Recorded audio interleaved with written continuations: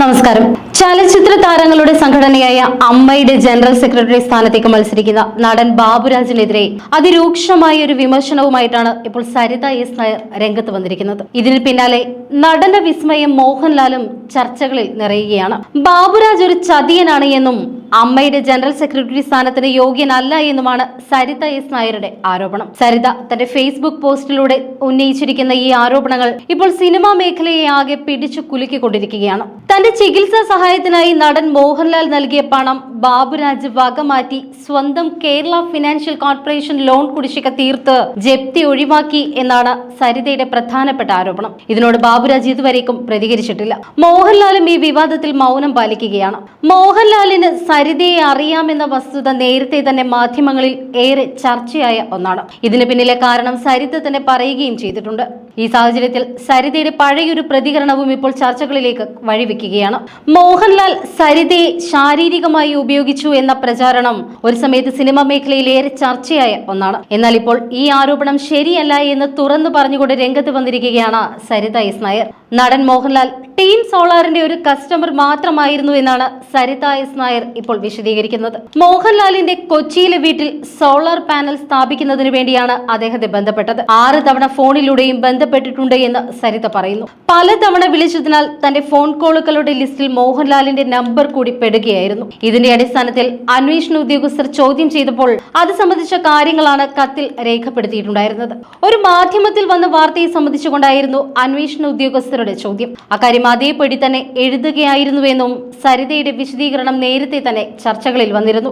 2015 ഈ വിശദീകരണം പുറത്തു വന്നത്. അന്ന് പുറത്തു വന്ന കത്തിലെ കുറിപ്പിൽ ഒരു ചോദ്യം ചെയ്യലിന്റെ രീതി പ്രകടമല്ലായിരുന്നു. സ്വയം എഴുതിയ ഒരു വിശദീകരണ കുറിപ്പാണ് എന്നാണ് ഒറ്റ നോട്ടത്തിൽ നമുക്കത് കണ്ടാൽ തോന്നുക. വാർത്താ സമ്മേളനത്തിനിടെ മാധ്യമപ്രവർത്തകർ കത്ത് പകർത്തിയപ്പോഴായിരുന്നു 2015 ഈ വിവാദം ഉയർന്നത്.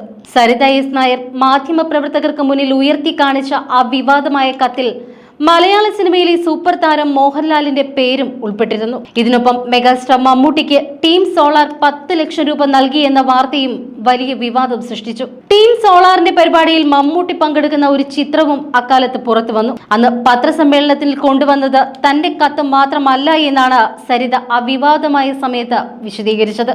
അന്വേഷണ സംഘം ചോദിച്ച ചോദ്യങ്ങൾക്ക് കൊടുത്ത മറുപടി ഉൾപ്പെടെയുള്ള ഒരു കുറിപ്പ് കൂടിയായിരുന്നു അതെന്നാണ് സരിത എസ് നായർ അന്ന് പറഞ്ഞത്.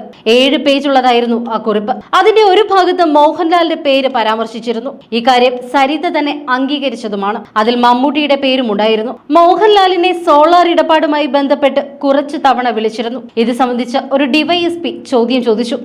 അക്കാര്യമാണ് അതിൽ എഴുതിയിരുന്നത് എന്നാണ് സരിത നൽകിയ വിശദീകരണം.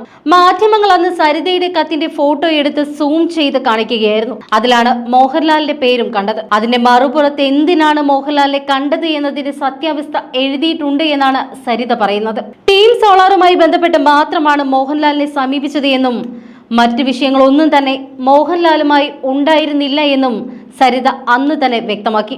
പക്ഷെ അന്നത്തെ ആ പത്രസമ്മേളനത്തിൽ സരിത ഉയർത്തിപ്പിടിച്ച കത്തിന്റെ ഫോട്ടോയിൽ പറയുന്നത് മറ്റൊന്നായിരുന്നു. ബഷീർ തങ്ങൾ, മലയാളത്തിന്റെ മഹാനടൻ മോഹൻലാൽ, എല്ലാവരും എന്നെ യൂസ് ചെയ്തു എന്ന് തന്നെയായിരുന്നു അതിലെ വാചകം.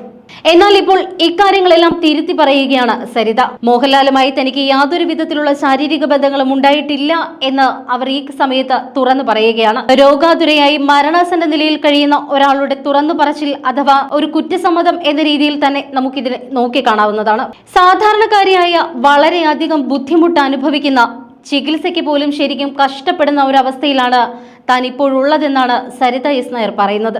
2018 അതായത് എനിക്ക് അസുഖങ്ങളുടെ പ്രാരംഭഘട്ടത്തിൽ നല്ലൊരു ചികിത്സ ചെയ്തിരുന്നുവെങ്കിൽ ഒരുപക്ഷെ താൻ ഇത്രത്തോളം ബുദ്ധിമുട്ട് ആയി പോകില്ലായിരുന്നുവെന്നും സരിത പറയുന്നു. 2018 എന്റെ ചികിത്സയ്ക്ക് വേണ്ടി ശ്രീ മോഹൻലാൽ ബാബുരാജിനെ പണം ഏൽപ്പിച്ചു.